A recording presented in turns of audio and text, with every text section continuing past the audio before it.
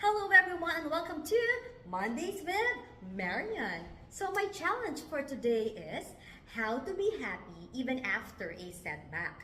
Paano ba maging masaya pagkatapos ng unos o problema sa buhay? Pwede pa ba? What's your answer? Can I hear it?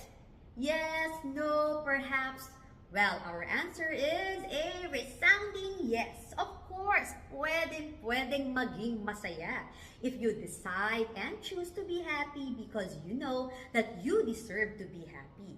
So for my full-length video on how I made myself happy, even after a bout of midlife crisis, please subscribe to my YouTube channel and follow my Facebook page, Mondays with Marion, to watch the video.